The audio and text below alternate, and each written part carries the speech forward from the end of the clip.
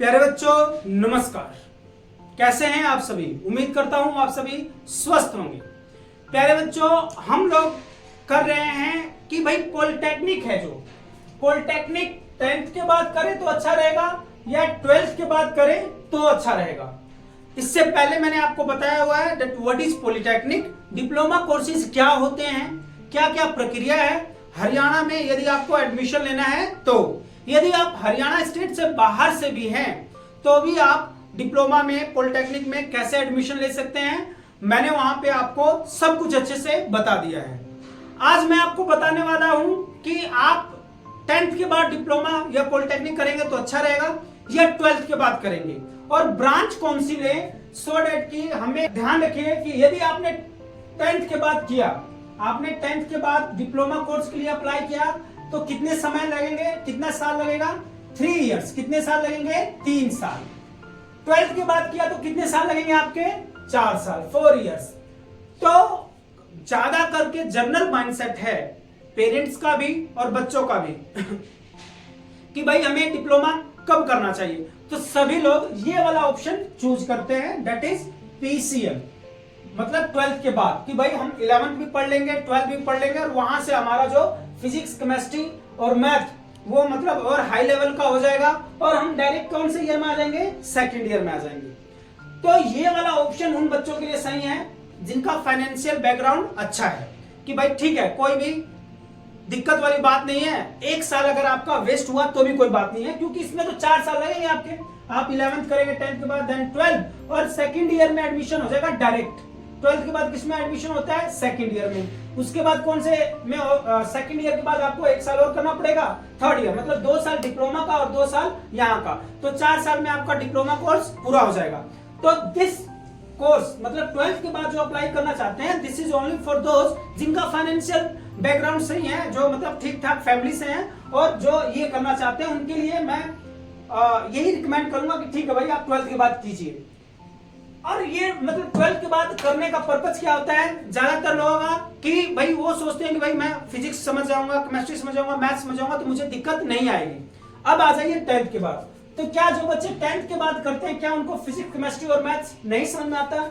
देखिए रूल क्या कहता है कि यदि आपने 10th के बाद लिया तो 10th के बाद आपको क्या पढ़ना है? फर्स्ट ईयर में क्या पढ़ना होता है? In first year you have to study this 3 subjects.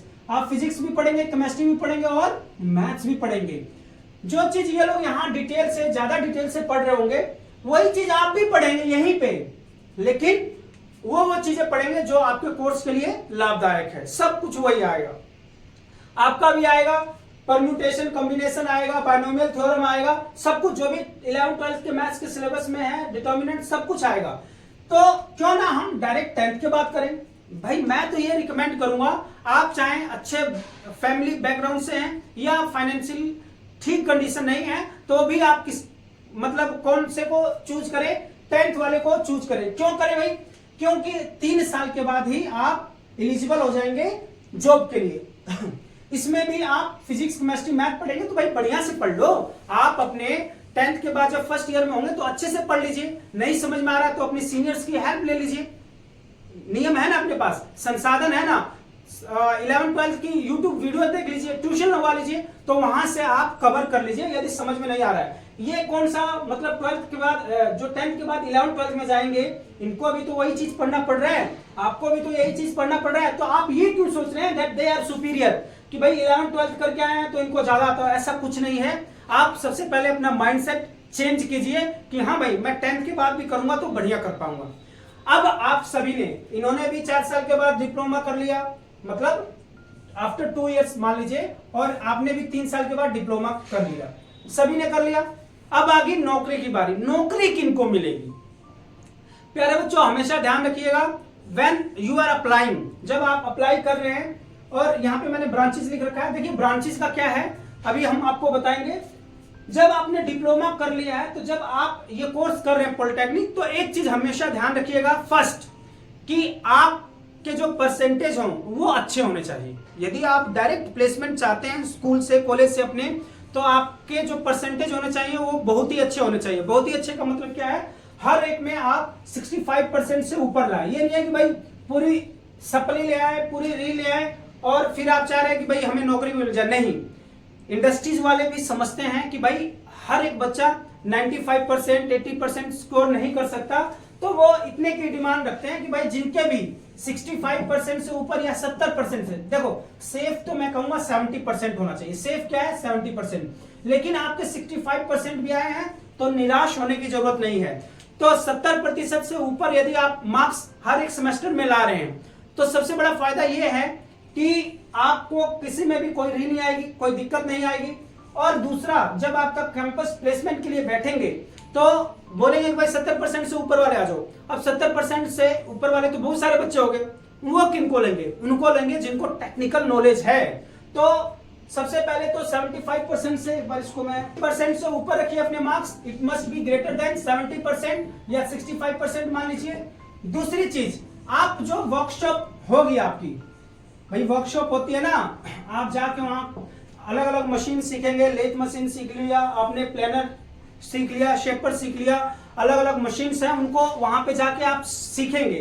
तो आप अच्छे से सीखिए, बहुत ही अच्छे से सीखना है। इट मस्ट बी कि भाई आपकी वहां पे लर्निंग हो थ्रू आउट द जो आप कोर्स कर रहे हैं। तो टेक्निकल नॉलेज, प्रैक्टिकल नॉलेज ज्यादा होना चाहिए। प्रैक्टिकली आप चीजों को जाने, क्योंकि प्रैक्टिकल वो पूछेंगे, क्योंकि उनको मालूम है कि जो पॉलिटेक्निक या डिप्लोमा करते हैं वो उनको काम हाथ से करना पड़ेगा, इंस्ट्रक्शंस देना पड़ेगा, अपने जूनियर्स को बताना पड़ेगा। तो टेक्निकल नॉलेज अच्छा होना चाहिए, प्रैक्टिकल नॉलेज अच्छा होना चाहिए। डिग्रियां लेने से कुछ नहीं होगा, पॉलिटेक्निक सारी दुनिया करके फिर रही है। दूसरा वर्कशॉप। थर्ड, जो सबसे ज्यादा मैटर करता है, दैट इज कम्युनिकेशन स्किल्स। क्या मैटर करेगा? Communication skills. तो आपकी कम्युनिकेशन स्किल्स भी धाकड़ होनी चाहिए। कैसी होनी चाहिए? धाकड़ वाली।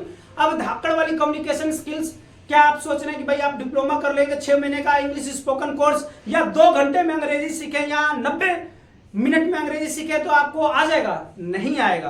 तो communication, for communication skills you have to work from day 1। आप अच्छे मित्रों का ग्रुप बनाइए और आपस में एक दूसरे को एनकरेज कीजिए कि देखो भाई हम सब तो पॉलिटेक्निक कर रहे हैं, तो जो पॉलिटेक्निक करने आया तो वो अंबानी का बेटा तो करेगा ही नहीं। सभी लोग एक अच्छे फैमिली से, मिडिल क्लास फैमिली से होंगे, इज्जतदार फैमिली से होंगे। तो सभी दोस्त मिलकर बैठें और आपस में एक प्लेज लें कि हम लोग आपस में इंग्लिश बोलने की प्रैक्टिस करेंगे। तो अपनी कम्युनिकेशन स्किल्स आप वहां से डेवलप कीजिए, डे 1 से ही, फर्स्ट ईयर से ही।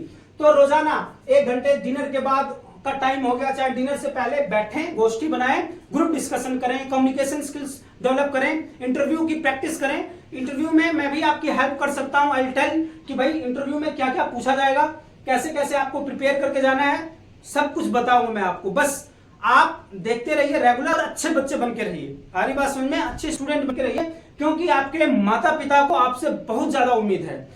आप 3 साल के बाद एक जॉब पा जाएंगे, अच्छी जॉब पा जाएंगे, तो जो ये आपके माता पिता की गरीबी है उसको आप मिटा पाएंगे। आपको अच्छी लड़की मिल जाएगी, शादी हो जाएगी बढ़िया, उसके बाद आप अच्छे से सेटल हो जाएंगे। और मैं बताऊंगा how to excel in your technical field. आप अपने कंपनी में बढ़िया कैसे कर सकते हैं, मैं आपको बताऊंगा अपने अनुभव के आधार पर। तो आप अपनी कम्युनिकेशन स्किल्स पे काम कीजिए। यदि आप ये तीनों, और भाई अटेंडेंस, जब इतनी सारी चीजें मैं बता रहा हूं तो ऑफ कोर्स अटेंडेंस तो आपकी पूरी होंगी। ये नहीं है कि भाई पीछे हमने पेज घाला, 5 रुपए वाली कॉपी घाली और पूरे कॉलेज में फिर रहे हैं और उधर लेक्चर्स अपने लेक्चर दे रहे हैं, तब काम नहीं बनेगा, तब जाके आपको नौकरी नहीं मिलेगी। तो ऐसे ही बैलों की तरह, गधों की तरह हांडते रहना। माता पिता आपको भेज रखे हैं अपना पेट काट के कि भाई मेरा बेटा पॉलिटेक्निक करेगा, मेरा बेटा इंजीनियर बनेगा, और आप उधर घूम रहे हो कॉलेज में, इधर उधर धक्के खा रहे हो, बिना मतलब के हीरो बने जा रहे हो, बिना मतलब के लड़कियों के पीछे पड़े जा रहे हो। ना लड़की मिलेगी, ना नौकरी मिलेगी, कोई नहीं मिलेगा। तो रन आफ्टर, मतलब एक्सीलेंस के पीछे भागिए, आप अच्छे से पढ़िए। जॉब मिलते ही लड़की वाले 50 आएंगे आपके मतलब शादी के लिए। तो ये लड़कियों वाली हरकत तो मत करना, बिल्कुल अच्छी हरकत होती है। एंड वो आपका चौमिन बर्गर और कोल्ड ड्रिंक पार्टी जो उनका पूरा होता रहे, उनके लिए पप्पू चाहिए, तो वो पप्पू आप मत बनना। हरी बात समझ में, कॉलेज में ऐसा होता है भाई, पप्पू तो मत बनना, है ना। बोलेगी बेबी कोल्ड ड्रिंक साथ में बैठ के पी लो, और वो तो आराम से खड़ी रहेगी, तू तो हीरो है, दे बेटा उसका पैसा। तो इस प्रकार के फसाद में मत पड़ना। ये सबसे ज्यादा जरूरी चीज है, सबसे ज्यादा जरूरी चीज है। नहीं तो घर से पैसे मंगवाते रहोगे, उड़ाते रहोगे और मालूम पड़े और भी कंगाल हो गए घर वाले और आप सफल भी नहीं हुए।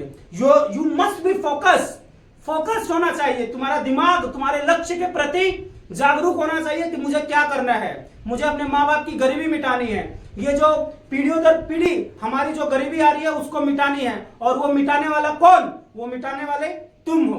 तुम ही मिटा पाओगे। वो कैसे मिटा पाओगे? जब आप क्या करोगे? मेहनत। और मेहनत भी कैसी? जितोड़ मेहनत करनी पड़ेगी। तो 10th के बाद ये सारी चीजें आप ध्यान रखो प्यारे बच्चों, ये मेरे से लिखवा के ले लो। यदि ये सारी चीजें क्राइटेरिया फुलफिल करते हो तो कंपनी वाली अगर वाली आएगी, लड़की आएगी, HR मैनेजर अगर फीमेल है तो गोदी में बैठा के ले जाएंगे आपको। कंपनी वाला चाहे कंपनी वाले, दे विल हायर यू और खुशी खुशी आपको ले जाएंगे, अच्छी सैलरी में ले जाएंगे। तो प्यारे बच्चों इन सब चीजों का आप ध्यान रखें। उसके बाद मैं आपको बताऊंगा कि आपकी सैलरी चाहे किसी कंपनी ने 20,000 25,000 लगाई है, how to grow up to 1 lakh. Company में आप 25 30 35,000 के लिए काम कर रहे हैं, लेकिन मैं ऐसी चीजें बताऊंगा जहां से आप एक्स्ट्रा इनकम जनरेट करके आप अपनी सैलरी 70 से 1 लाख तक कमा सकते हैं। तो यदि आपको वीडियो अच्छी लगी हो तो do right in the comment box. अपने दोस्तों को जरूर शेयर करें, क्योंकि मुझे अनुभव है 10 सालों का।